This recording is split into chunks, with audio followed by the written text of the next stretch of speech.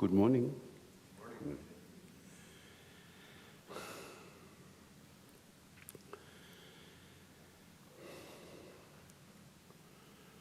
So first, prayer to the Buddhas and Bodhisattvas.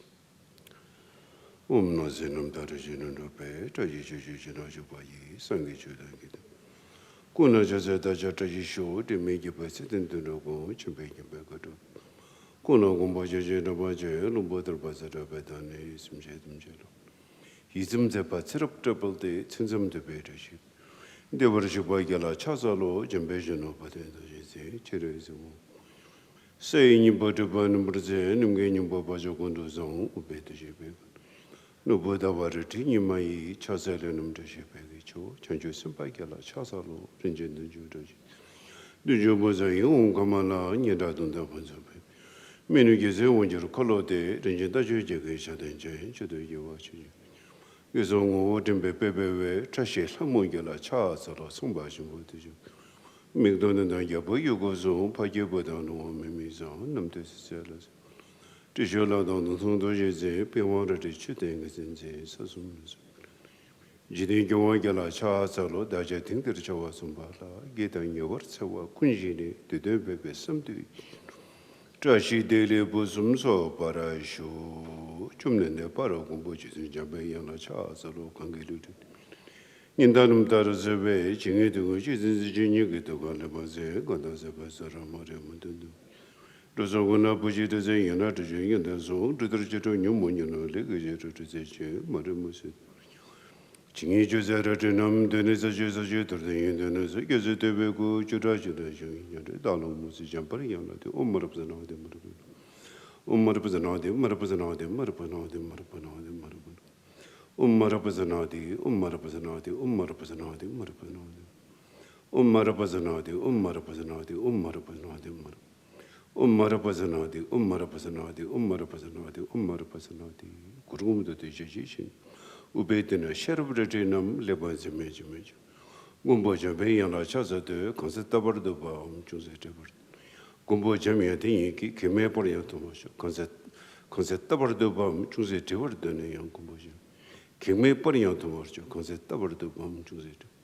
Gumbo Jamie, I think, Kime Parian to watch show Palenzabellam Palenzabellam, Madame Boche, Dagaja. Got in Chimpegone, Jesum de Cousin Tuki would observe to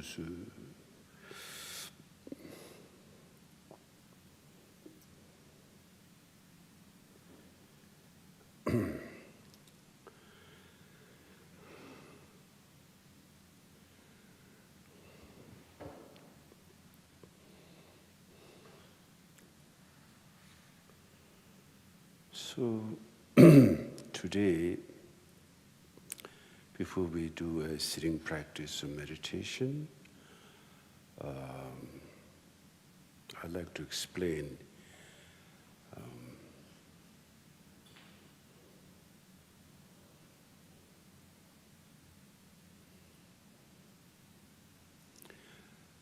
Ji means in Tibetan words. Ji means foundation. So, in other words, foundation, path, and fruition. Like foundation, path, and fruition. Ji lam desum, Tibetan. Ji means foundation, paths mean the way you travel, and then the result is depu, so ji lam depu. So what is the foundation? Then the question is, and what is path, and what is the result? So in ji, foundation or basic foundation of phenomena, in other words, basic foundation of phenomena, there is relative truth and there is absolute truth. Basic nature of phenomena.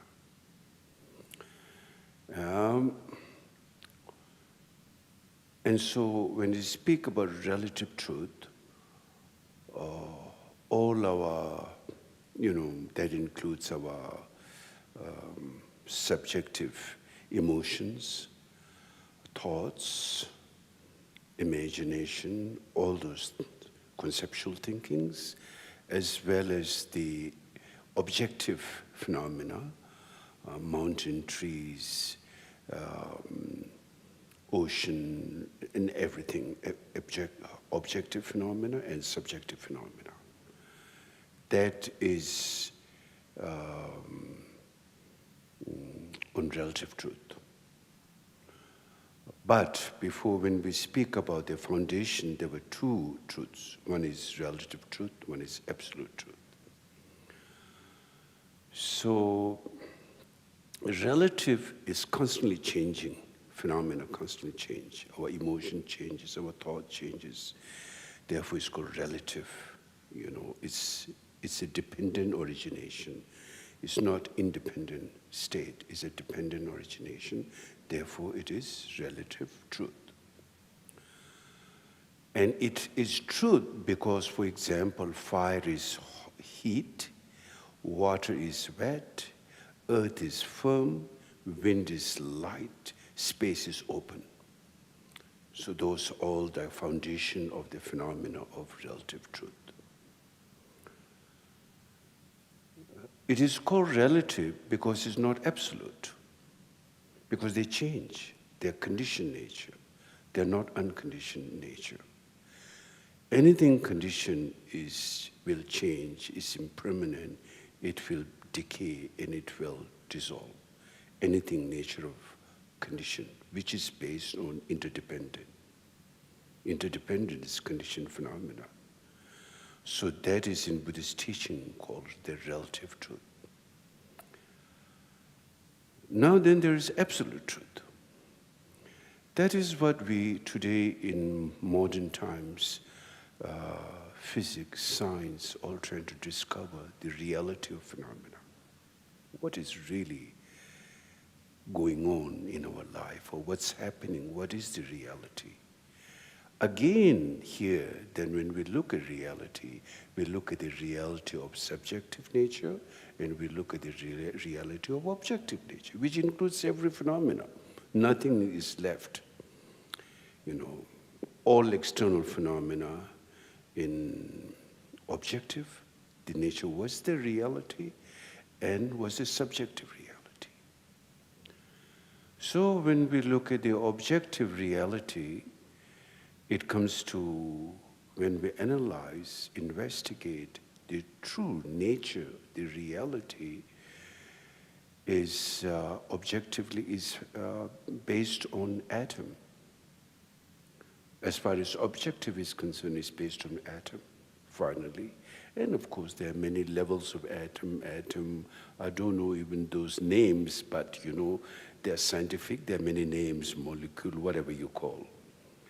But then the question comes, if there is an atom, fundamental atom, there has to be a fundamental atom.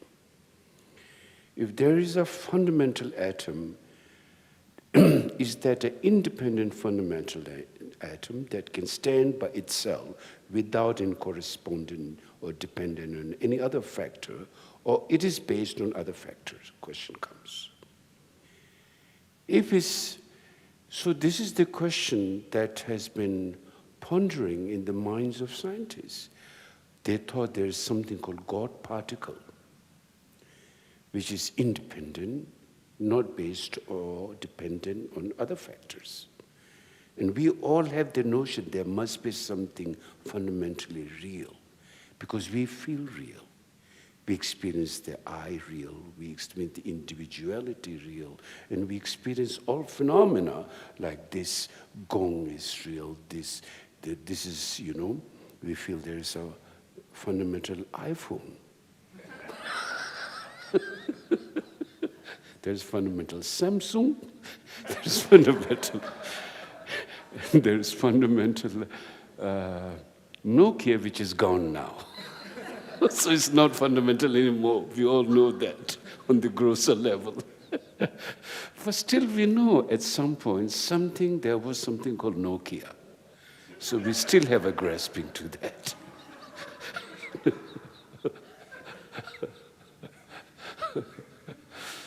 So then when we analyze the phenomena, is it really inherent? Is there an inherent atom fundamentally? Or is it a dependent nature by nature? Then we see there is no atom which is independent. And today, in Switzerland, in that CERN where they do the investigation, they say there is an atom, and they were very excited to find called the Higgs boson particle, which exists. So here's two way of looking at it. I thought it's not possible to exist. And then also Stephen Hawking said it is not possible to exist, something inherent atom. But the question is how you look at that. In fact, I was very happy to hear it was they discovered atom not as inherent, they call probability, meaning like it's not nothingness. So if you look in the Heart Sutra, Buddha's teaching in the Heart Sutra, say no eye, no nose means no inherent eyes. Eye is a collection of many dependent origination of atoms, and that's many faculties, factors. But there's no such thing as fundamental eye, or there's no such thing as fundamental iPhone. iPhone is a collection and labeled and many things. It has its own characteristic. And of course, Samsung can 100% copy that, but we don't call it iPhone, we call it Samsung. It's just how you label it. So therefore, in the Heart Sutra, it says no eye, no nose, no.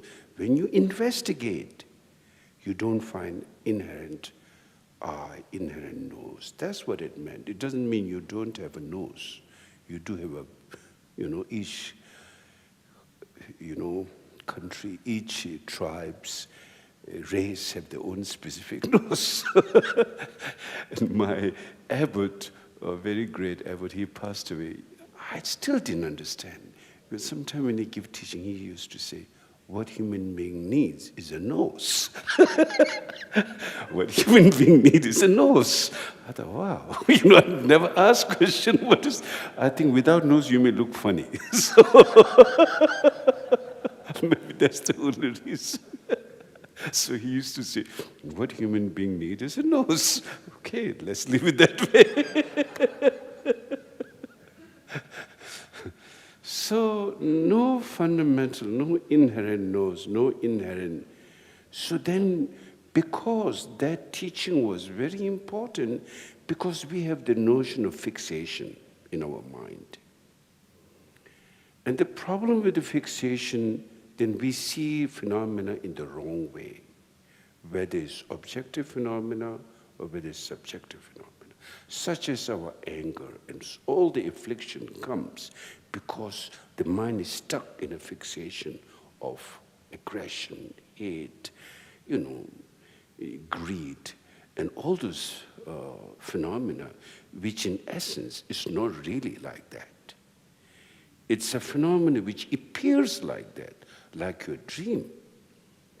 In your dream, it appears very real, and you also there, and you see your projection as very real. It's no other than your own projection. Nevertheless, you see everything so real, externally, internally, but in reality, it's really not like that. But that's how we get stuck. And the problem of not understanding reality, affliction keeps going on. We build up habits on that affliction, and the suffering keeps coming. It never ends. That is the problem. Why we need to look deeply. We just can't afford to live it just like that and carry on our life while we get fixated in all those confusion. Because what you don't want is suffering and chaos, and that creates the ignorance, keeps creating that situation. So therefore, it's very important to investigate the nature of reality. So then on the objective level, so when he says, there is something they found, but they found a probability. They didn't say they found, there's no way they found inherent atom, but a probability energy, which in case, then in the Heart Sutra, first he said, no knows, no this, and it's emptiness. But then even the notion of empty, that you grasp to something, it says emptiness also, because when you think empty, you're creating conceptualization. You see, when you may think, oh, everything is empty, and you hang on to empty, you cling to empty, that itself is a thinking, conceptual. And then conceptual means fixation. Again, you fall into extreme. You fall into extreme. You got to transcend the extreme. Transcend the extreme of eternalism and nihilism. Because nature is neither eternalism nor nihilism. So then, therefore, it is not nothingness because mind has awareness. Mind can, this is yellow, this is blue, mind understand that. At the same time, essence of the mind transcends from fixation. That's what we try to discover in meditation practice. Sit and sit and sit and come to the place of seeing the essence. Otherwise, mind is always in the polarity of either you fall in this extreme or you fall in that extreme. So, if you look at the iconography of Thangka, the Vajrayana painting is made like a circle. The circles symbolize harmony, while the squares symbolize extreme. If you come here, you fall down here. You go there, you fall down there. You go there, you fall. But if it's a circle, you don't fall anywhere. It's a metaphor. It's like total harmony, transcend from all extreme. So there is a teaching by Nagarjuna. In the teaching, Nagarjuna explained, at the beginning, you abandon all unvirtuous activity or negative activity. Then in the middle, you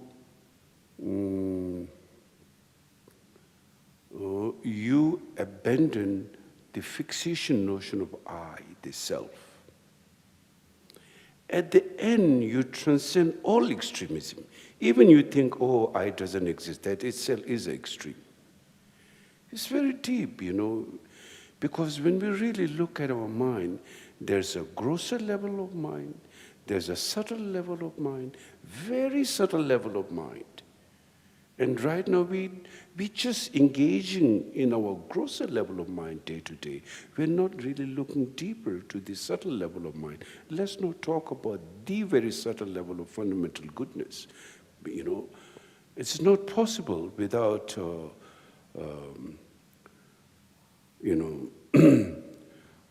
engaging in the, like earlier we were talking, the foundation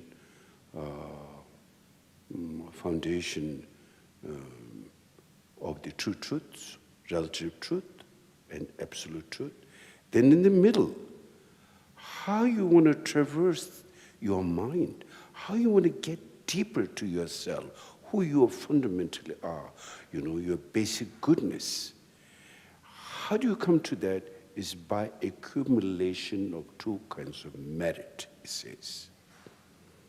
Why two kinds of merit? The question comes. It's very important to ask why. Always you should ask why, Why this is, why that? Why? No blind, in Buddhism really requires, investigation, check. Buddha himself said, I've shown you the path of liberation, now it's up to you. And he said, don't take my words because I said so. Check it, analyze, investigate. If you're buying 10 kilos of gold, you will doubt this is real or not. So you want to split open, check it, take to a goldsmith and find out this is real or not. Likewise, you have to check your mind, check the teaching also. Then no blind spot is left. So then when you look at the mind is to expect, because the foundation has to expect before we were talking. Foundation was, one was relative truth, one was absolute truth. Relative is the phenomena. Absolute is what's the reality, such as finding today partial understanding of quantum physics, discovering that there is no independent or inherent particle objectively.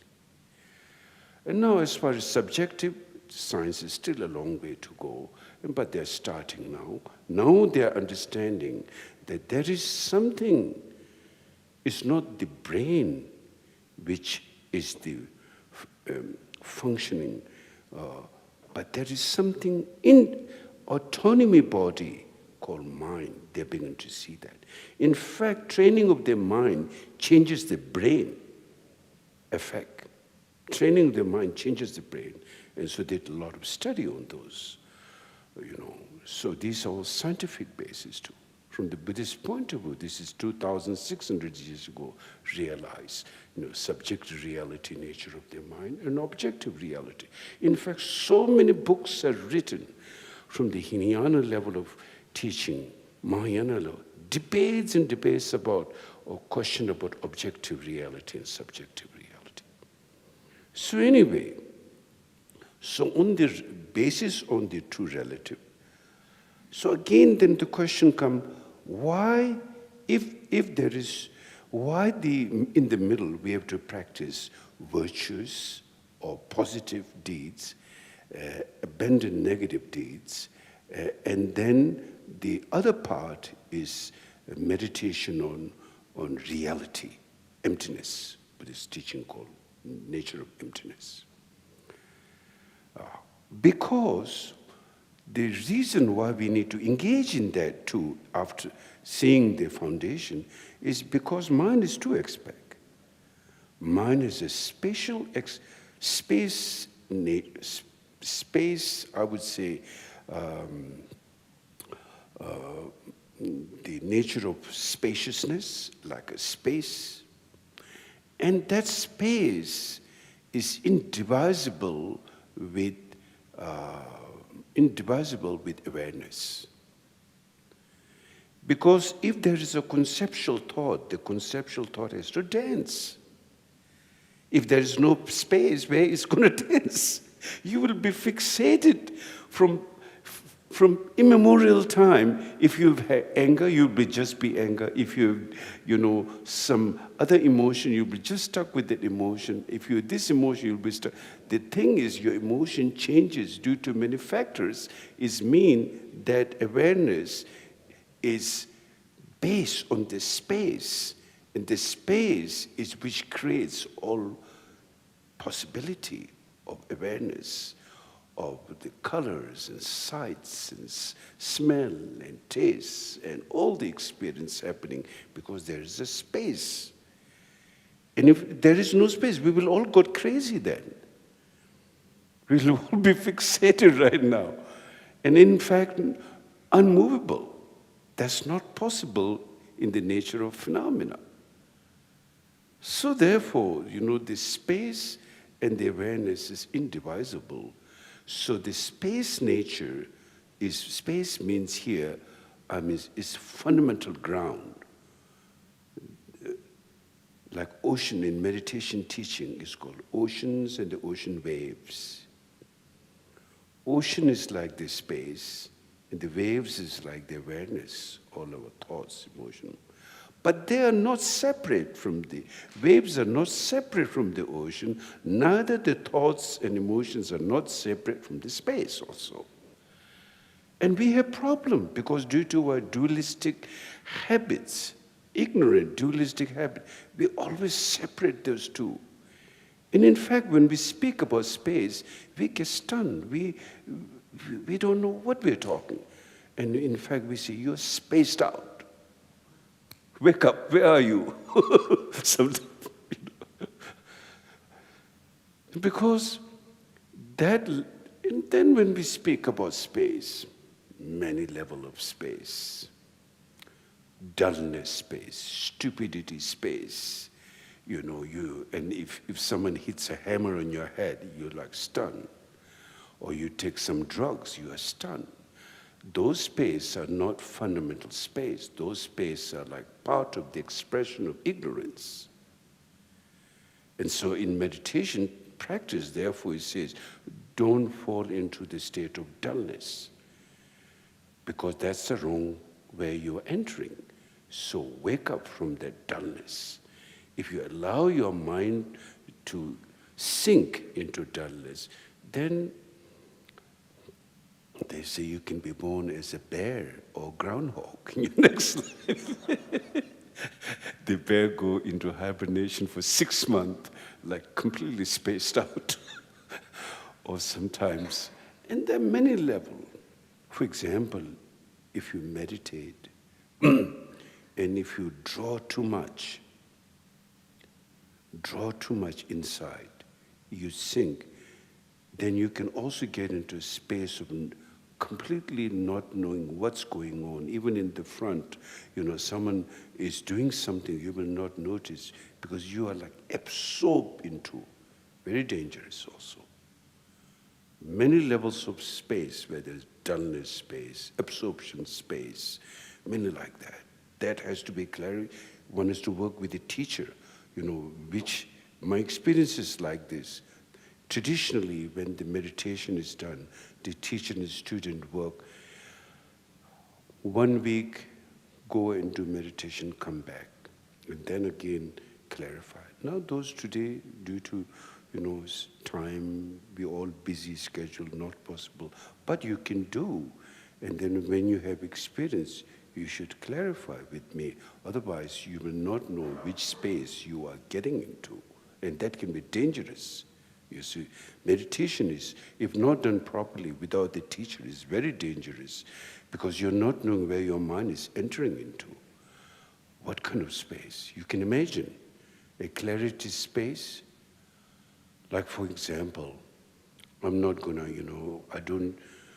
I would teach Dzogchen when the time is right, but normally I don't do when, at the beginning level. But there is, for example, when we speak about clarity, there is inherent clarity and clarity difference also. Inherent fundamental goodness, Buddha nature, awakened mind, has inherent bliss, inherent clarity, inherent space, versus grosser level of space, grosser level of bliss, grosser level of clarity. Big, big difference. That only you can tell from your own experience, through your own practice of meditation.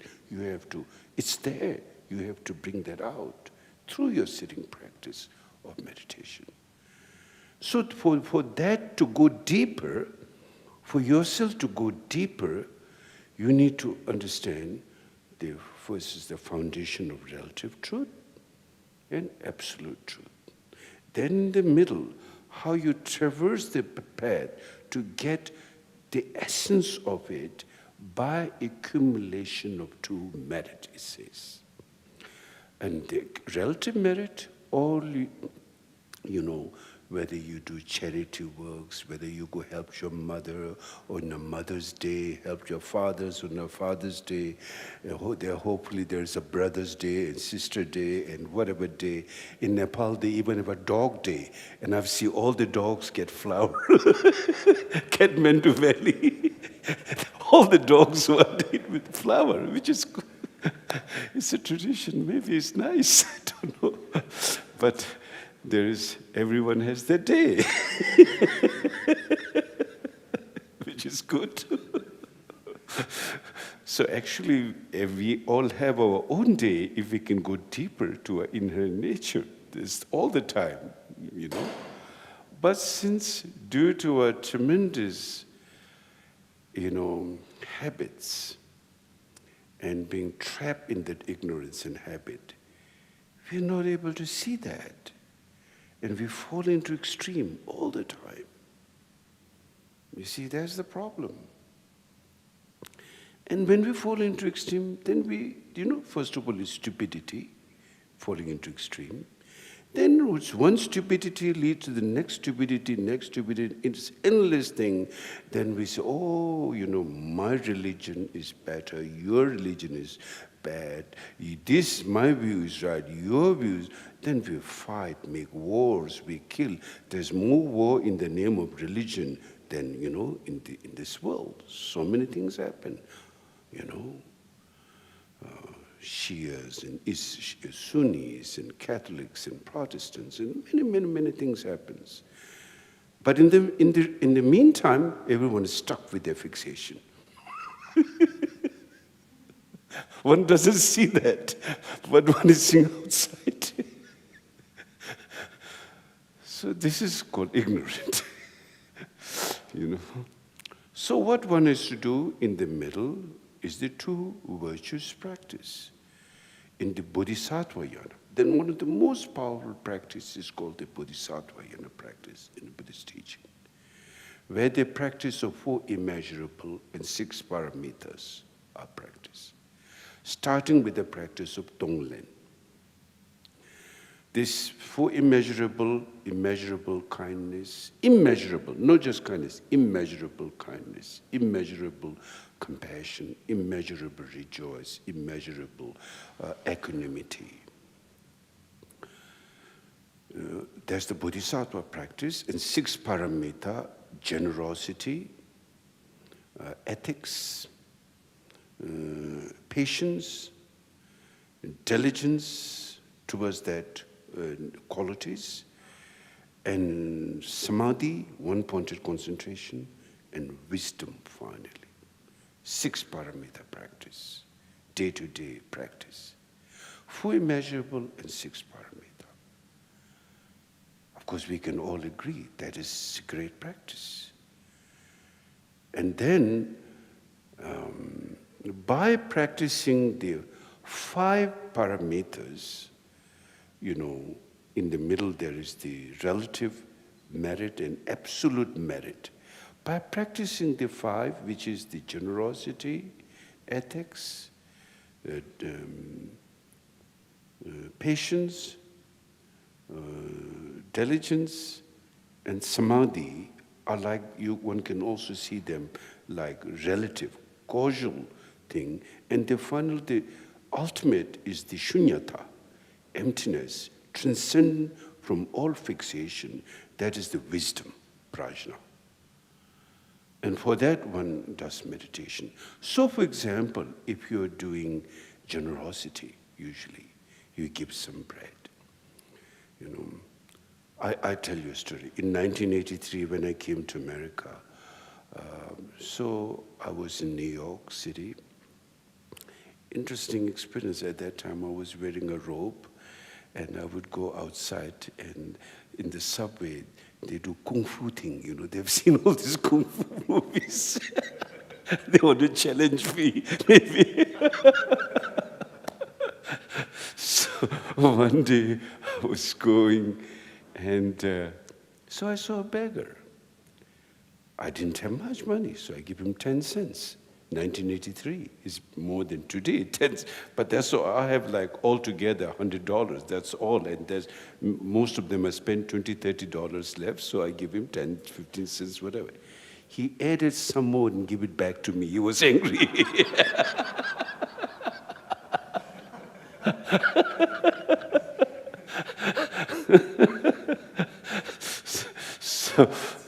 So for example, when you do generosity, you give it, with some good thoughts, affection, depends on your mind how you do it.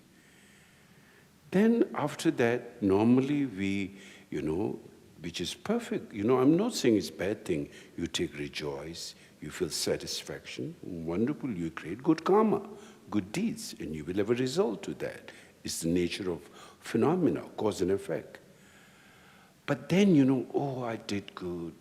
And then you get pride. Then you show it to other people how kind you are, how look good. Then you're inside, you're building your ego in fixation.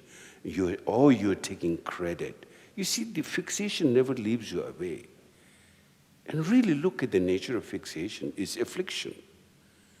It's the cause of your suffering. It's not the cause of your happiness, deep inside. Because you are always slave of that fixation. Your mind is not free. The nature is free.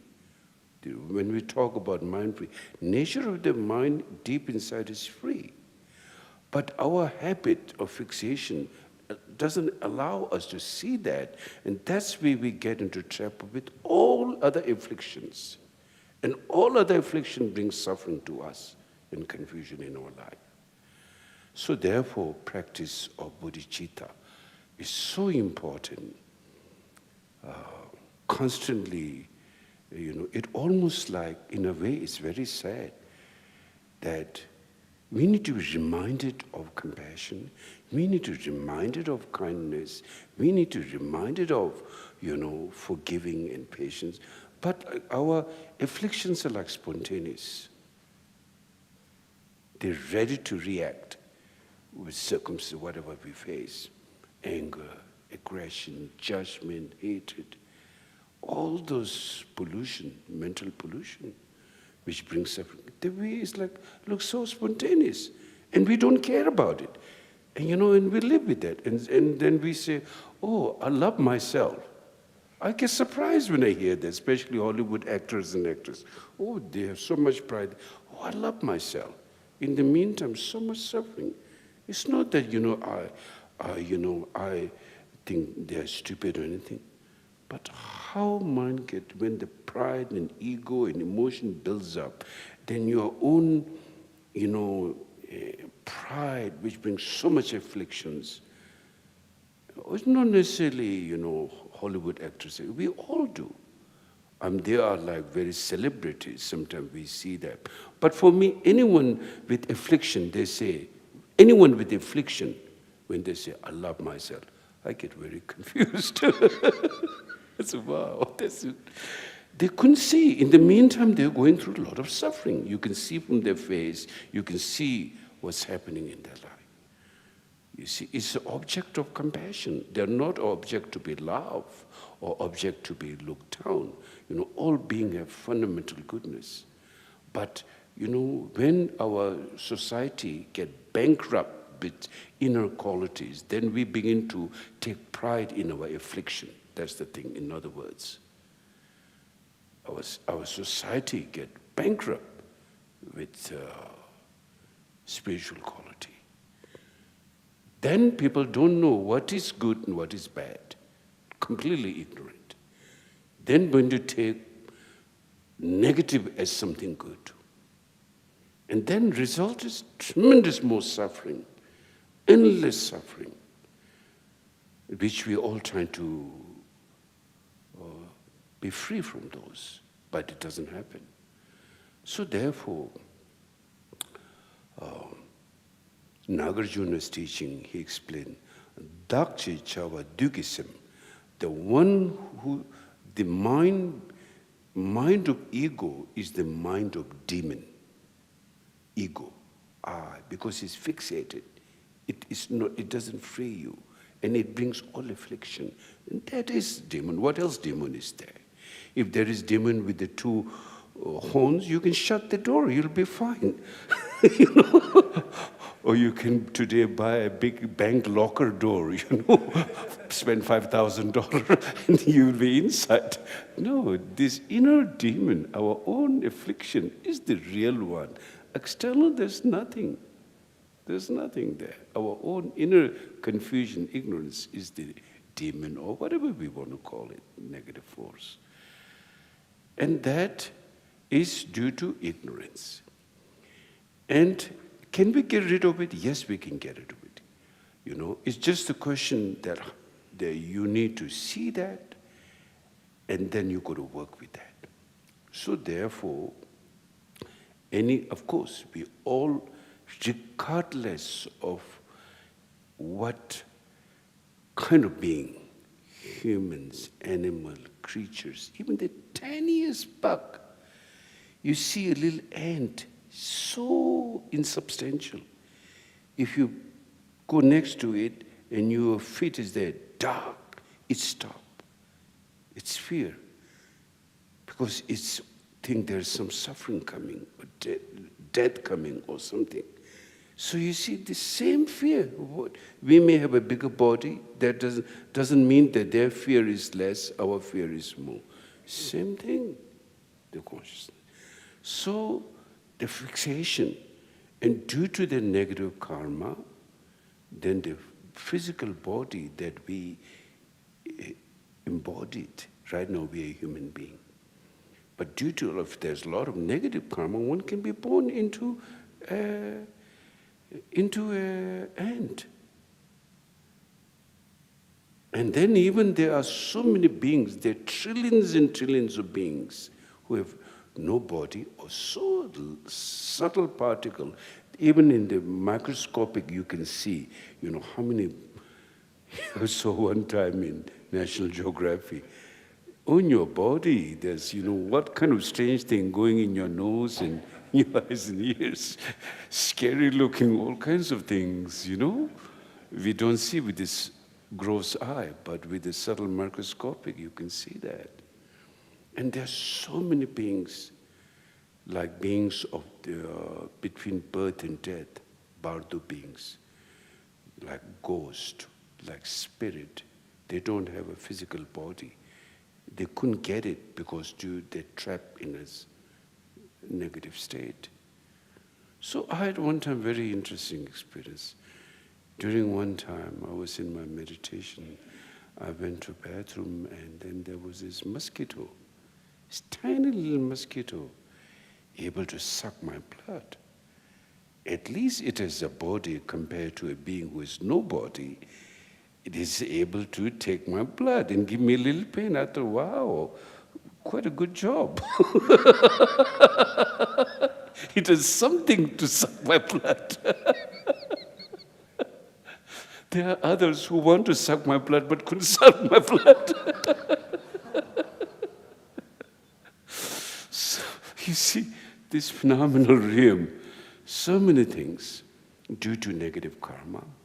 Therefore, if we all want happiness, then we need to abandon the cause of that negative karma and then engage in the middle, the true virtuous action, the relative virtuous action, and the absolute into. What's the absolute nature? That's come from meditation practice. First starting with shamatha meditation practice. Without a peaceful mind, without a calm abiding state, there's no possibility for you to move forward. Your mind needs that kind of clarity, awareness to guide you in your life. For that, your mind has to be peaceful. Your mind has to be in calm abiding state. If you are very disturbed, you cannot see that possibility, how to move forward in your life. And for that, the practice of compassion, as I said, very, very important, relative compassion, and then absolute compassion. Then that's in the middle, like our day-to-day life, how to engage. How you engage with someone so-called enemy, really it's a perception. Early the other day we were talking about, if someone's saying bad thing, doesn't even harm a particle of your body, but the mind, there is something gets so angry. Oh, he has hurt me, she has hurt me like that. And then we get completely lost in that. And then so much suffering we create. All our own mental creation, our own suffering. We have no one to blame than ourselves for our suffering. We can easily blame others, of course, for this. But fundamentally, if you could have your mind free, then if you're like a space, in this space you can throw a black color, you can throw a green color, a yellow color, whatever color, it will not stick. If you are clear from the beginning, nothing can happen. But if you yourself is stained, then it picks up all the other stains. But we always like to blame. That's the nature of the stain, we always say, you are the cause of my suffering, you did this, you did that. But we don't see ourselves. Therefore he says, one's own fault is like a mountain one doesn't see, others' fault is like a dewdrop, we see that so clearly. So, checking one's fault is actually very good. I don't know modern psychology say that or not, but from the Mahayana perspective, checking on one's fault, only by being realistic, checking on your fault, then you get free. Therefore, Buddha said, understand the suffering. Only when you recognize suffering, then the next step you will see, where did that came from? But if you try to escape from the reality of not looking at suffering, oh yeah, everything is fine, someone will save me, so then you will never address the real problem. Then you will always be in escape mood, like people don't want to talk about death because it's great unpleasant thing. At least I think after the COVID, people are talking a little bit more because everywhere there was so much death. And then, what happens? What does happen after that? I mean, that's a different subject. But, you have to be very realistic. When we speak about enlightenment, when we speak about awareness, when we speak about awakening, it can only happen by seeing reality, not just simply by, wish-fulfilling thinking. And then on the third level, the result is Depu Kunyi, called the two kinds of body. Perfect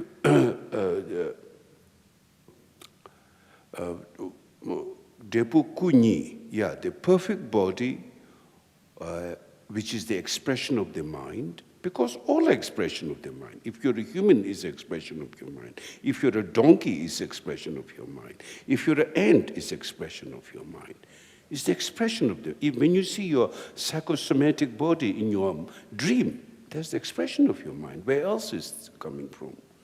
It comes from your mind, dissolved in the mind, it appears in your mind.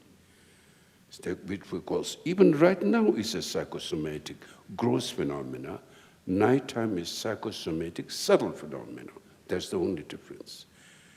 And there is a fixation on both levels. There will be a bigger fixation right now, therefore it's grosser phenomena. More subtle fixation at night, therefore it's called subtle phenomena, body. All are expression of the mind. So, impure expression of the mind. We are vulnerable. We are not perfect. Even we are better than animals, but we are very vulnerable. We are vulnerable to sickness, to COVID, we know, to cancer, to this problem, skin problem, this problem, that problem. Only even on the physical level, how limited we are, how much we're exposed to problems. Then on the mental level, we know every little thing people say that unpleasant, we get completely, unpleasant experience. So that's called impure phenomena. It's not pure phenomena. It's an impure phenomena. However, for example, so how we going to get out of impure phenomena? Being in an impure phenomena. Bodhicitta mind. In order for a beautiful flower to grow, you need manure. Without manure, you cannot have a beautiful flower grow. Same thing, when you see all the afflictions, it raises compassion in your mind. When you see your own affliction, you feel compassion to yourself. When you see others' affliction, you feel compassion. How all are trapped. There's a way out, but they couldn't see the way out. So this is very powerful.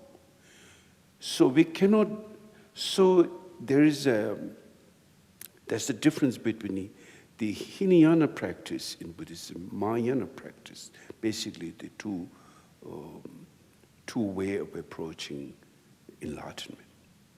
One is called self-liberation. You see the suffering of phenomena, and then you go to the reality, and you find a way out from this cyclic existence, but just for yourself. It's considered small because you didn't include all beings. Mahayana practitioners saying all beings like myself want happiness, want to be free, but they're trapped in their own mind. So therefore, when you see that manure, that pollution, that neurosis become like inspiration for your compassion to come, for your compassion to grow within yourself and others. And it becomes very powerful how it can benefit all beings in different levels. So that manure, so our afflictions become resources. Not that we should engage in affliction, but they all become like part of resources for our enlightenment. And then we can work it and become purified and become free from that impure phenomena. And that's the whole Mahayana practice, taking the Bodhisattva vow, and it's very powerful. It's not easy to practice compassion. We all know that. It's easy to practice celibacy, but it's very hard to practice compassion. Because Bodhisattva compassion in Buddha's lifetime, in the history of Buddha's lifetime, in order to achieve enlightenment, it took him 3 endless eons. The 5 stages. Well, we don't have the time today to go through all of those. But generally, for example, before he became full Buddha, he was a Bodhisattva. And during that time, one time he was born as a prince in Nepal. And then he was a Bodhisattva, tremendous compassion. And he saw this hungry tigress with her pups. And he gave his ultimate sacrifice body to the tigress to be eaten. And when you're sometimes so compassionate, people get overwhelmed. The tigress wouldn't eat it. First got so overwhelmed. And then he cut his veins and have the tigress, smell the blood. And then gradually the tigress ate, consumed him, Bodhisattva. Like that, many lifetimes of ultimate sacrifice of compassion. Then we should look, and needless to say, so many other levels of compassion. So then when we look at ourselves, if someone says one little bad thing we cannot tolerate, how can we find free from fixation? How can we find free from affliction? Not possible. We just imagine things, but it's just like wish-fulfilling thoughts. We have to, we may not be able to give our body, and in fact, you shouldn't give the body. In the Bodhisattva teaching, it says, only an enlightened being can give because they're free from fixation, they would have no regret. Ordinary people, even if they try to, but then one day you regret, then it's not a good thing. So therefore, you do according to like generosity, other things, but giving your physical body shouldn't give unless you are enlightened. That's what it says in the Bodhisattva teaching. And it makes sense. Because you may regret. Somebody wants your eye, today you give your eye, after a few days you are driving and you couldn't see things clearly, and then you get into accident, then you will blame. Why did I do that? I should have kept. Then again, that anger creates more negativity there. So do according to your possibility. Generosity, keep doing, never give up. Patience, never give up. You should never give up. The point is, you've got to practice every day, from today, from now on. Just do it.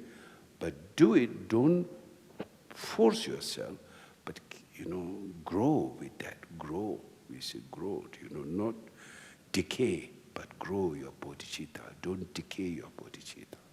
That's very important, So, then on the other side, reflect on the nature of emptiness. Very, very important. Because without the nature of emptiness, then even you try to do good, you become puritanical. Because you think it's like you're so fixated, no space. That's what happens. When you're so fixated in no space, that's where puritanicalism happens. Therefore, the meditation on shamatha leads you to emptiness. It's very important because that's the ultimate nature. The mind is free of all extreme. And then that's how, step by step, that's where Mahamudra teaching and Dzogchen teaching leads strongly to that. But beginning shamatha meditation is very important, calm abiding. So like that, that's how we have to, grow, not have further decaying with our impure phenomena, whether it's objective seeing things or subjective seeing things. So like that. So today I thought we should do with the Tonglen meditation practice. Tonglen, I would introduce you a Tonglen meditation, which is called Tong means to give or send, and Len means to take. So exchanging your happiness and taking the suffering of other beings to yourself, giving your happiness to other beings.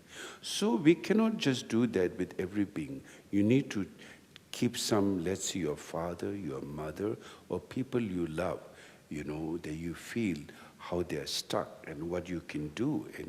And gradually you can reach to more and more being. So first focus, like your mother. Your mother is the most kindest person in your life. He or she has raised you, especially the first few years. If your mother didn't raise you, you will no longer be here. You're completely dependent on her. So then many months of no sleep. I talked to some mothers, they said no sleep for like long time. Not 1-2 months, years. So she went through all those things. And then, shouldn't we be there for her? This is the problem today in modern world. Spiritual qualities are not taught in our education system.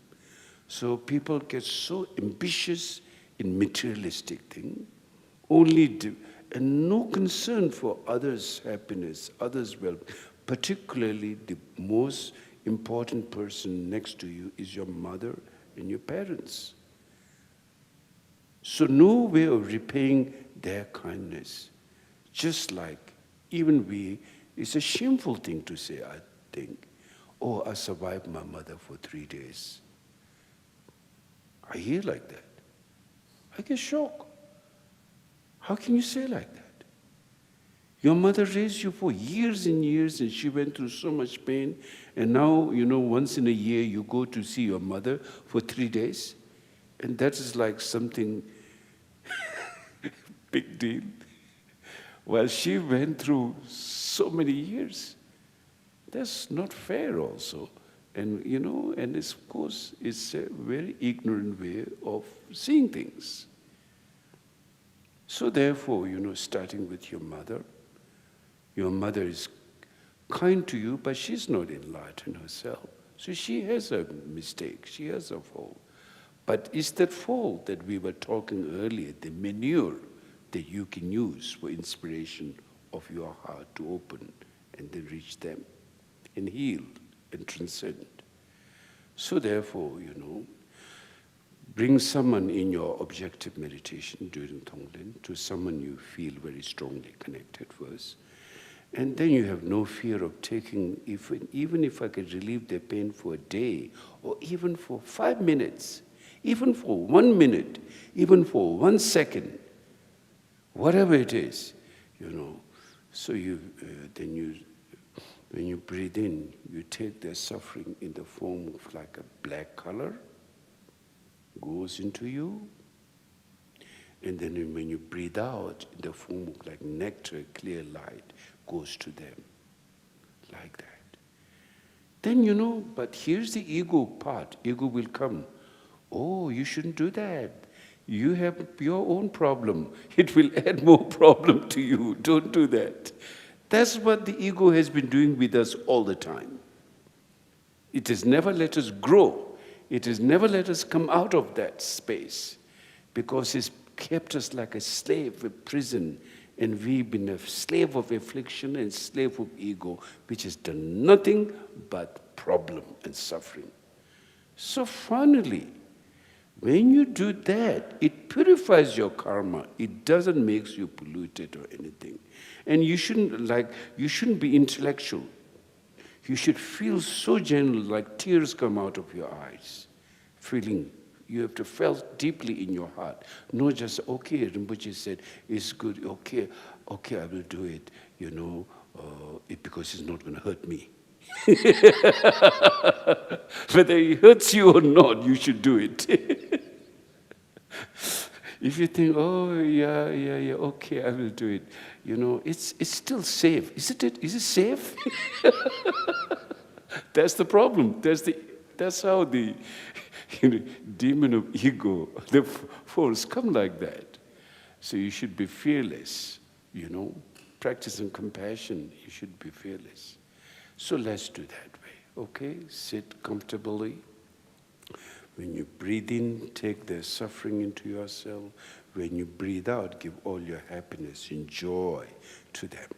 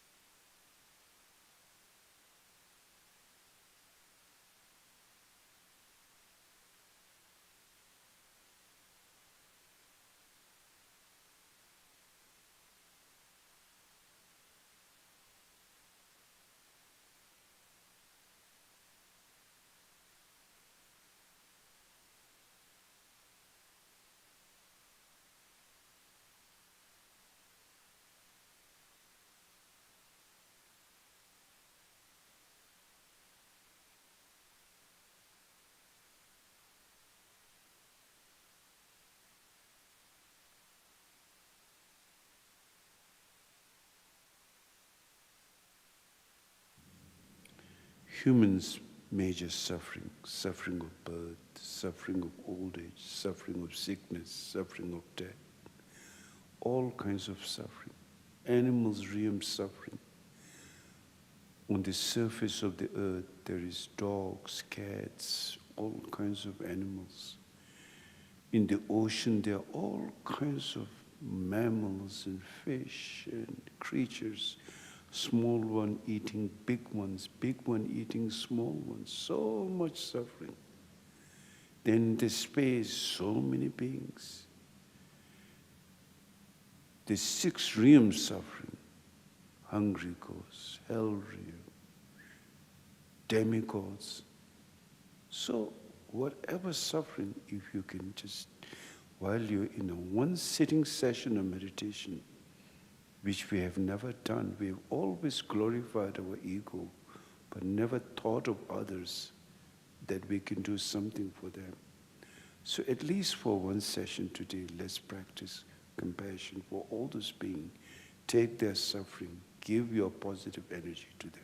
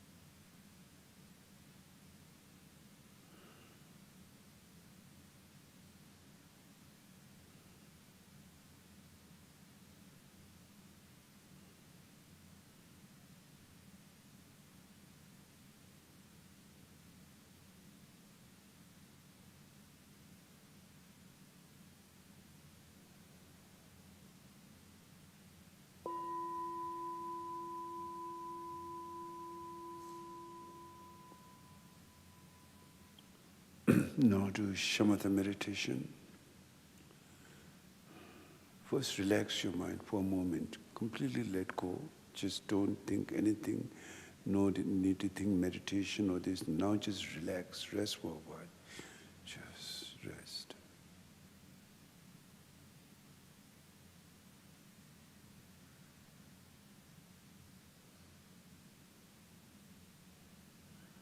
Okay, now shamatha meditation.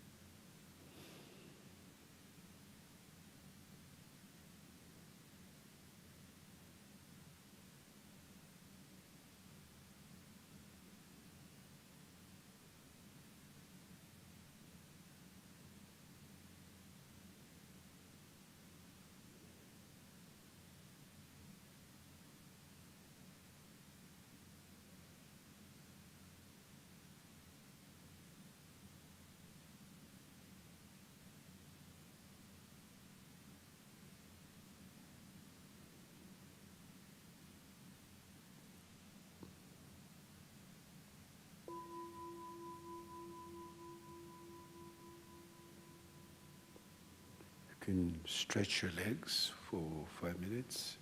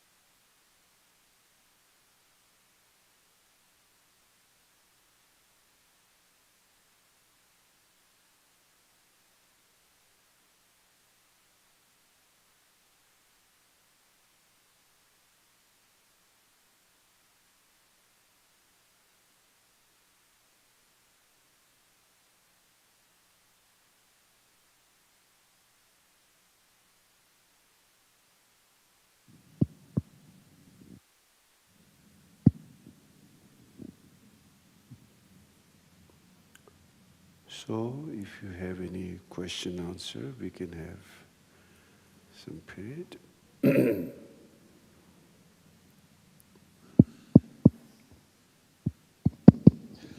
Thank you again for the teachings today, Rinpoche. When I first started training my mind, I was very arrogant and thought I really understood a lot of really deeper teachings.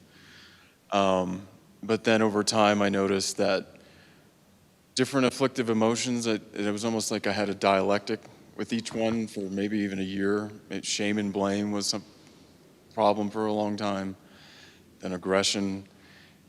Am I fixating on individual ones? It seems to be happening naturally until I exhaust my mind on it. Should I be cognizant of all of them, or is it fine? What?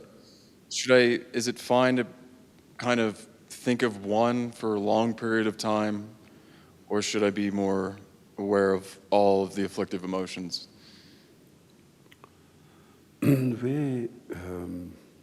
First of all, the nature of mind is one. There is no two kinds of nature of mind. It'll be amazing, this phenomena, to have two kinds of nature of mind. So the nature of mind is free of all fixation. Whether it's aggression, essence, you see, when we talk about emotion, we know that it feels like very real. Anger feels very real. Like almost like inherent quality. But in essence, there's no inherent anger. Because when you analyze, investigate how the anger comes into our mind, anger comes, it requires objective factors and emotional factors. So, in other words, it requires, for example, when you get angry to your siblings, that you're so. But when you're born out of mother's womb, you don't have that anger. They are all loving, playing mates like that. But at some point in life, something gradually build up. And to the point, some siblings then don't talk for decades. A very serious problem happens.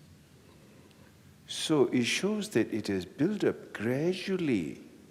Gradually means it's not an independent anger. It's a dependent many factors which brought and feels, then at some point it appears like anger. First it was frustration, then later it's become aggression, then it's become anger, then you don't want to relate with it anymore. So you see that it's not something inherent quality. It has built up. Then again, it can also dissolve. And then you make things up.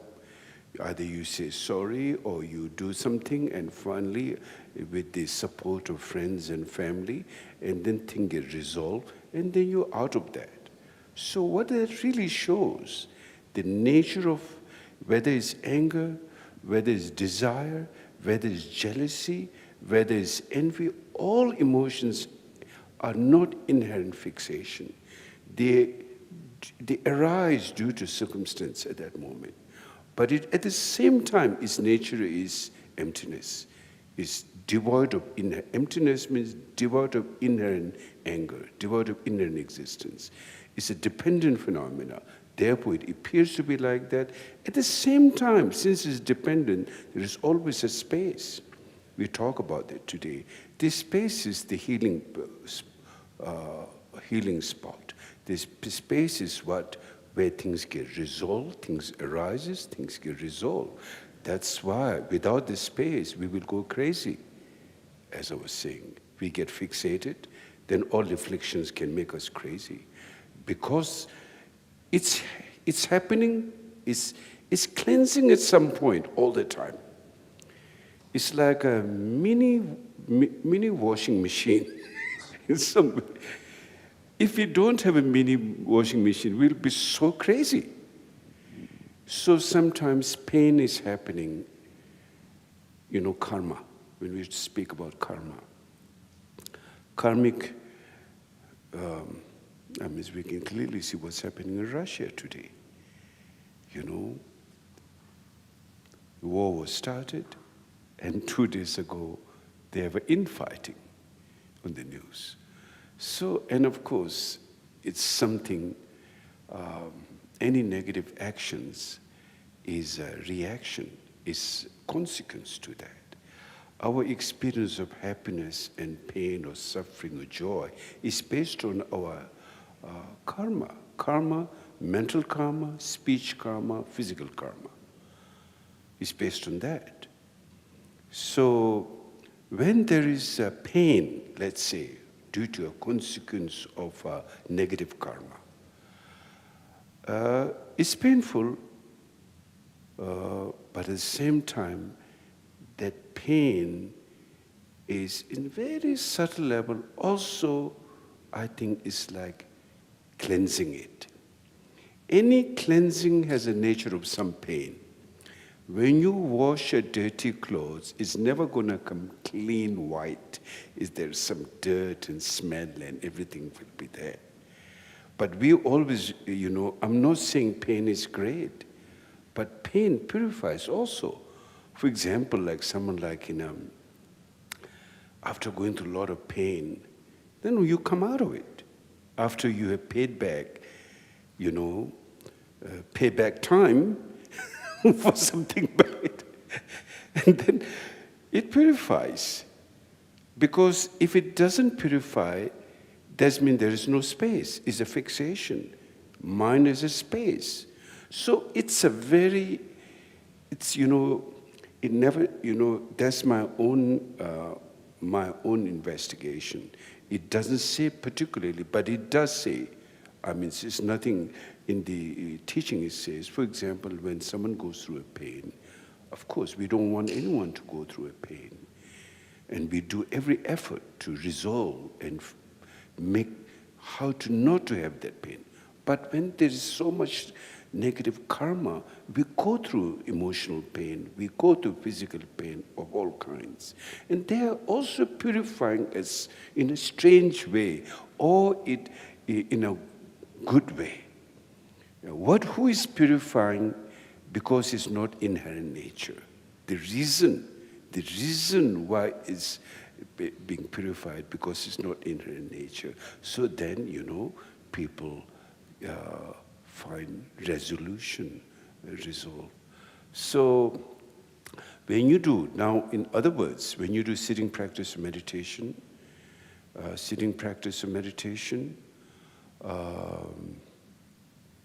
you are coming close to, when you do, for example, it says, if a good thought comes, don't go after it. If a bad thought comes, don't reject it. Doesn't mean you go after the bad, go after the good thoughts and reject the bad. Both are mental conceptual thinking. It's create more fixation on both sides. It doesn't create this space of freeing. Only space can free thoughts. So therefore it is told, you just sit. Whether you're bored, whether you feel high, whether you feel angry or not, just watch it and then just allow that and don't go after it or don't stop it at the same time. Don't stop your mind, thoughts, or don't go after it. Just sit. You will find a space or you will find a gap. There's a gap, space, whatever you would call that. And then at some point, either you will experience like an immense opening space, and by feeling that calm abiding, you can experience joy, nature of the mind as a joy, because free of affliction. Only when afflictions are not bothering, then your mind begins to experience joy and bliss. And then clarity, intuition, there's another word also in English, I don't remember, but intuition. Only by that calm abiding, then you can see objectively, if you see, or you can see clearly. Otherwise you cannot see, because mind is so covered with so many afflictions and emotions, it couldn't see things clearly. reality. So, as far as like now then, level of meditation also. For example, the method for anger, the antidote for anger, and antidote for desire, and antidote for ignorance are a little different. So your question is, should one follow separately or should one follow one? So there's both. The answer is both. According to beginners, it's good to follow separately. At the same time, yes, meditation is working on all levels, but like particularly, let's say, the antidote for anger. When you have anger, you don't have desire at the same time. They are contradictory.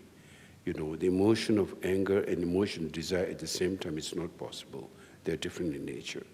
So supposing you have very strong anger, then let's say to your mother, you get very angry. Then you think about your mother's kindness. She held me in her womb for 9 months. She was there like at least for the first few years. Without her care, you'll be dead. And her kindness, when you think about how many years she didn't have sleep, how kindness, fathers providing food, mothers looking after, all these things, then your anger begins to dissolve. You know, then you think this is not right thing for me to do like this. Just for a little thing my mother does, I get angry. You're creating negative karma. You're getting fixated, you are stuck in your anger, and that anger will create anger, and it will draw many other afflictions. So when that anger comes, when you think about that, then the anger will come down. That's the antidote for anger. Now, for example, the antidote for desire. Monastic people, nuns and monks, when they have desire, they meditate on impurities.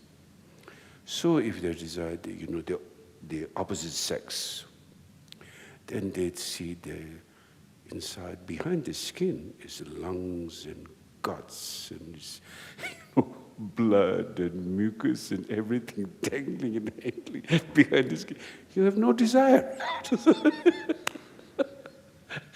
That's the antidote for desire. How it is practiced. And it's realistic. Behind your skin, it is there. You're not imagining. They're all there. So you see, the antidote for desire and antidote for anger is different. Now, antidote for ignorance is interdependent. No fixation. No phenomena is fixation. Objective phenomena, subjective. Their all nature is free of fixation, emptiness. So when you see that, then the fixation and all the afflictions, they get resolved. So there is separate way of working on level. Then if it's like Mahamudra teaching or Dzogchen teaching, then all nature, once you realize the nature of one emotion, one thought, you realize nature of all emotion, thought at the same time. There are no separate kind of thing. So therefore that's the most powerful wisdom to relate that. But one is to go step by step by step by that, like that. Thank you, Rinpoche. Rinpoche, you have a few questions online here. Yes? I have a question from Pia. Pia is asking, in Tonglen, how can I avoid feeling overwhelmed when I take all the sufferings of the beings in a way that I don't feel overwhelmed by grief and become depressed? Say that again. While practicing Tonglen, how can I avoid feeling overwhelmed with grief and becoming depressed when I get all the sufferings of the beings into me? Yeah. We will go through all kinds of different experience. Because, why? Because we have developed a sense of I, self. And feeling grief is also fixation. Feeling, first of all, to begin with, the feeling of I, where there is no I, it itself is a problem. Then feeling, of course, here you're doing something positive, doing Tonglen, but nevertheless you feel the suffering of all beings, very realistic. and you feel sad, and you feel, So therefore, after that, after Tonglen, I said, now drop it. Just remain, just like natural state. Don't think about Tonglen. The space purifies that. You see? Otherwise, just thinking of suffering, you can get depressed. The point is, you see the suffering and you transcend from that. That's the point. So after Tonglen practice, then you sit and meditate in emptiness or meditate just natural. Just drop it. You don't have to think anything sometimes. In fact, it is said that really like profound wisdom sometimes, for example, if I tell you to meditate on emptiness, so people get very serious, I'm meditating emptiness. You're creating emptiness. You're thinking more. You're stopping this. And then, okay, not just leave it. Finish meditation. At that moment, the true awareness will arise. When you drop the whole thing, natural state will arise. So, anyway, there's quite a bit of trial. We have to go with this ego at the moment. Yeah, you have no choice. You just have to work with this. You have to sometimes practice loving, kindness, compassion, sometimes be disciplined, and sometimes be open space. You have to, like two wings of a bird, wisdom and skillful mean you need the two things to fly. Otherwise, you need the space. So as I said, if you get too fixated, I want to be good, you become puritanical. Spiritual puritanical is even worse. Oh, I'm a monk, I'm special, I hold the vows. That's not good at all. Buddha said you can't do that. Or any kind, I'm too good to be true. My religion is better, your religion not. I'm a better compassionate person, you are not. All those things are ego trip. And wherever there is ego, there's a lot of ego fart. This ego doesn't do anything good. That's called afflictions, neurosis. And they create all of our suffering. So therefore, take it easy. When you become a practitioner of any kind, take it easy. Even in meditation it says, don't love yourself too much. If you love, I have to be good, then that will create tightness. You do meditation, do it a little bit like carefree. Then your mind will see the space. If you try to be too good, like we say, too good to be true, it will not work. So, do it, but don't get too serious. Whatever you do in life, like more space is very important in life. Yeah? Rinpoche, there's another question online Yes. from Skinner. Thank you, Rinpoche, for this excellent teaching. I have a question about interdependence. When I see another being, let's say a deer, am I seeing my own projection of that being? Or am I seeing the being's own projection of itself? Well, that question, go next to the deer, and if it hits you with its horn, then it's definitely there's another deer beside your projection. If you get no pain, then it's your projection.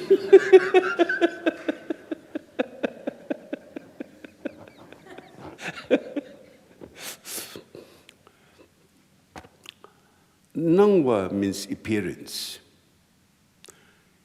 Appearance is not mind, but not separate from the mind. You see, everything you appear.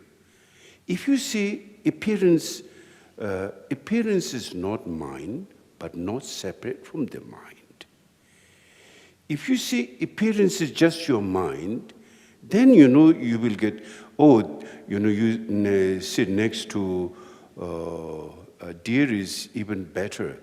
What is that big one with big horn? Elk. You go next to an elk, it's just my mind. It can kill you. So appearance is not mind, but not separate from your mind. So you need to distinguish between appearance and mind, but appearance is not outside of your mind. For example, your dream. In your dream, you dream things. You see phenomena, all kinds of experience. But that's your own projection. So we need to distinguish those two. Appearance is not mind, but not separate from the mind. So think more, investigate that. What's that mean?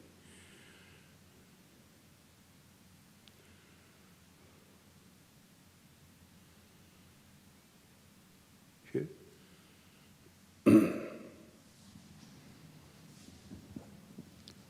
Thank you, Rinpoche. I think as my personal practice has increased over the past year or so, something that I guess a byproduct is just greater awareness of the afflictions that you've talked about in society, in the world, in the environment. But I think for me, and maybe this experience is shared amongst others, the hardest afflictions the things I've had the hardest time with is recognizing the afflictions of my own loved ones. And something that I really wasn't aware of until I've gotten into my meditation practice. I'm wondering if you could share some wisdom about some of the best ways to deal with, having loved ones who don't practice meditation, maybe don't truly understand the true nature of mind and don't really have a desire to. But, it's this fine line of wanting to understand the true nature of the universe, but also wanting to love the human beings that are part of our lives. Okay. As I said, the modern education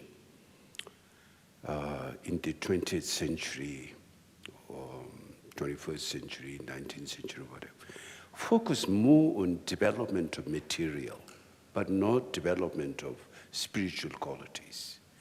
So all the words like loving, kindness, compassion, tolerance are not taught in school, not taught in college. So we see a lot of young people, when they grow up, so much angry, especially teenage, because they're not taught. And parents also so busy with their life, do not spend time and talk, or they themselves have no experience about those things. And then it really get messed up. So I heard His Holiness Dalai Lama, he introduced a compassionate program class in Canada. And now about 200 schools are taking part in North America. And big change, how the children grow up, more happier, more joy, the relationship with their parents are more harmonious. Like in Tibet, from early childhood, a child is shown compassion, taught compassion. Such as you can't teach a child a deep philosophy. You have to show them example. For example, you see a little spider or bug.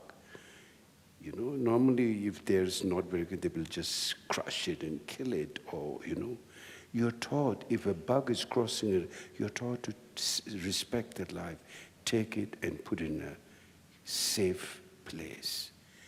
So when you have that shown to children, everyone has basic goodness, compassionate nature. Human nature is more compassionate.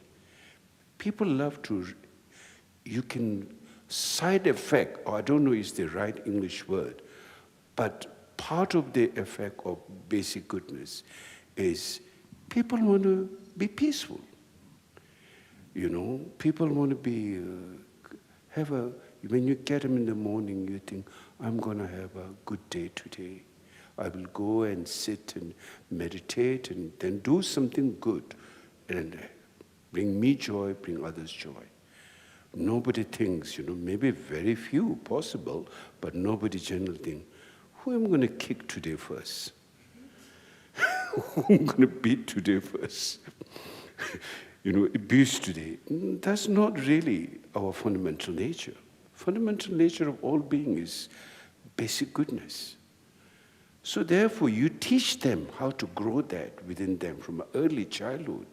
They grow and then they share with their friends, and then we create a compassionate environment where to grow. When we are not taught that, and then it's become a big problem. So we must, everyone has potential. They have wisdom potential, they have compassionate potential. Anything can be workable, nothing is unworkable. And as you see, those, especially those who are in the following spiritual path, you look deeper into your mind. As far as Buddhism is concerned, a lot of focus and practice on bodhicitta, compassion, wisdom, really requires your discipline. And then you can see the change happening in yourself, your inherent quality. Thank you.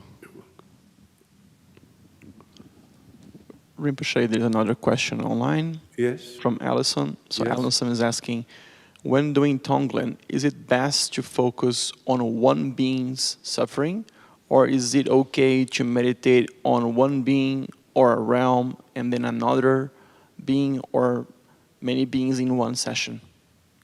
Yeah, you can do all of them actually, no problem. We'll start with one being, start with your mother or father or your loved ones, and then gradually reach out to more and more.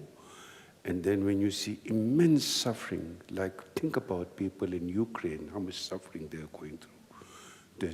We are in a safe place right now. They don't know when they will be killed. And no water, no electricity, no food. So much suffering. Those are very real things. And try to understand that. We don't feel. We only look in the television, yes, something is going. After 5 minutes, we forget that. We don't care. You see? So we need to focus, especially every day doing sitting meditation for like 1 hour in your room, in your home. First do some Tonglen, and then do some meditation. Whole day, wherever you go, whoever you reach, it'll be very joyful, positive transformation. Yeah.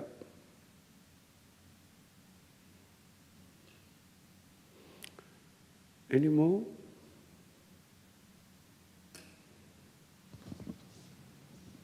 Hi there. I was just curious because you're talking about investigating things for ourselves, and how can we know that reincarnation, or in our experience that we're going from lifetime to lifetime, how can we actually see that to be true as opposed to having faith in it or seeing it as a concept? Well, reincarnation, obviously, it's a little difficult to understand for sure, but not difficult at the same time. In one way, we don't even, I don't remember what I ate yesterday. So remembering my past life is far out.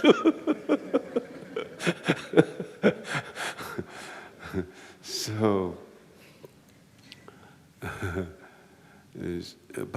now we have to do investigation. It comes to that. So from the,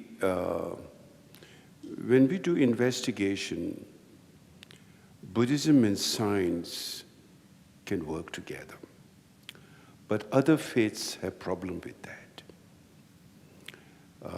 Because other faiths are based on faith. Buddhism is based on investigating reality, so there's a big difference. In Buddhism, there's no creator. It's the only religion where there's no creator. All the others from immemorial time, shamanism, which is the oldest religion of any religion, worship in stars, sun, moon, in plants, nature, has been continuous to this day. They also believe in a creator, whatever that creator, sun, moon, water, you name it. And then there is, before Buddhism came, there was Hinduism. I think Hinduism is probably in the last 5,000 years or what, I don't know exactly, but it's one of the oldest religion.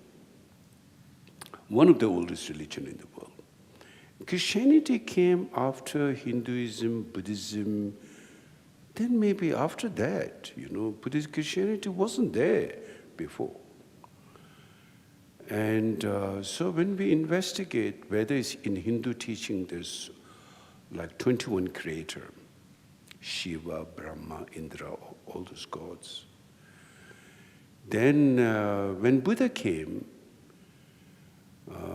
in Hinduism there is also the caste system.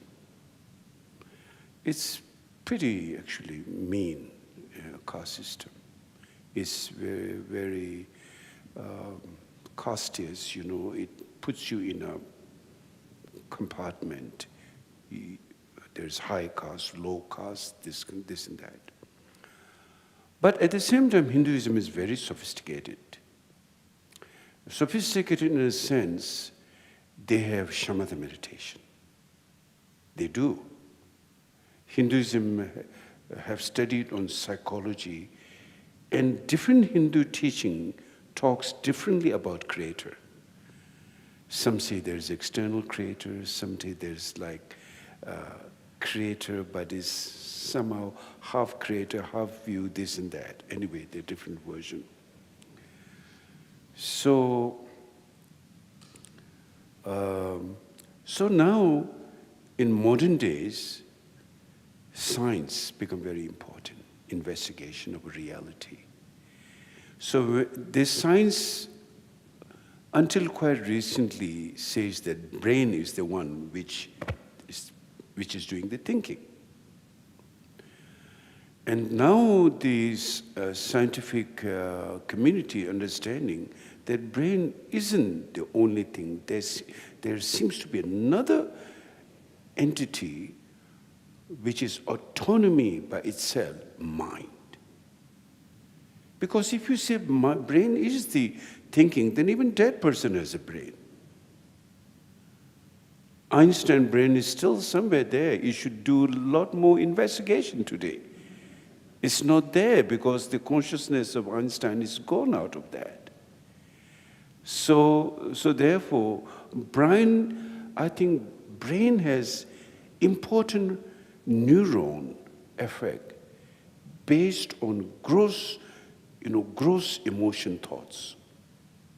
And of course, brain itself cannot do, but the effect, brain has the gross neuron affects the gross thoughts, as well as, in the tantric practice, is a Shiva Shipshutsabhya, 48 peaceful deity, and 58 wrathful deities, one reside in the heart and one reside in the brain. Those are not like different entities, it's different functions, a very subtle state of mind. That's a whole different subject, tantric subject.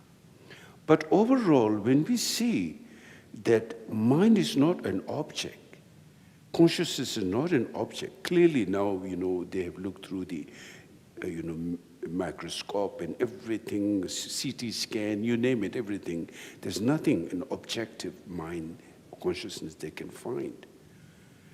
But it does have effect on the brain. it affects, so therefore we need sometimes people need treatment on the brain. Their cognitive qualities goes down when the brains get affected.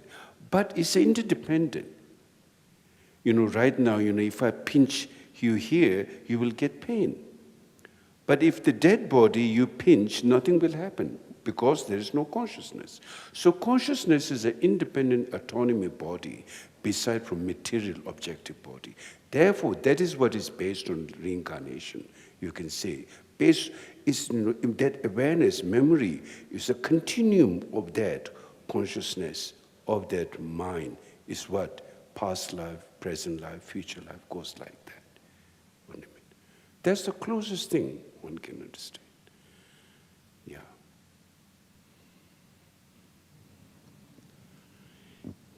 If the mind is the object, if you incinerate the body when you die, then it will die with that. The thing is, it's not an object, not material.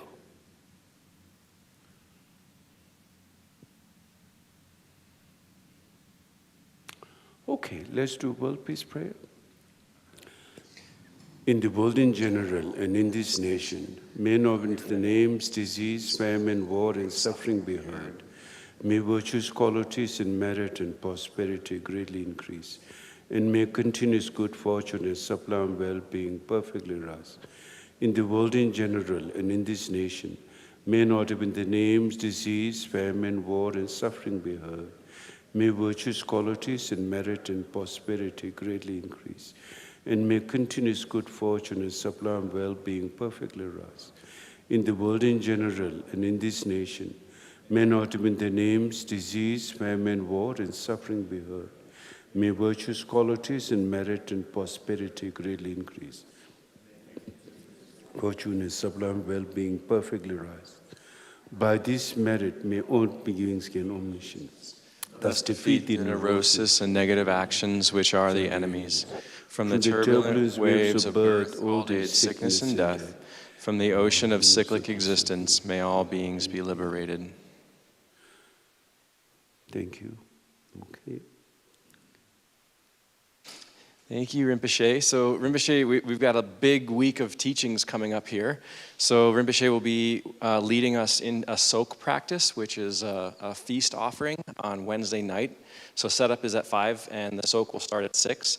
And if you've never done it before and you want to come, please bring a food offering. Things like fruit, some cheese, unopened, uneaten, unopened things. Potato chips, whatever you want to offer. And then Rinpoche will be leading Thursday night meditation at 7 p.m.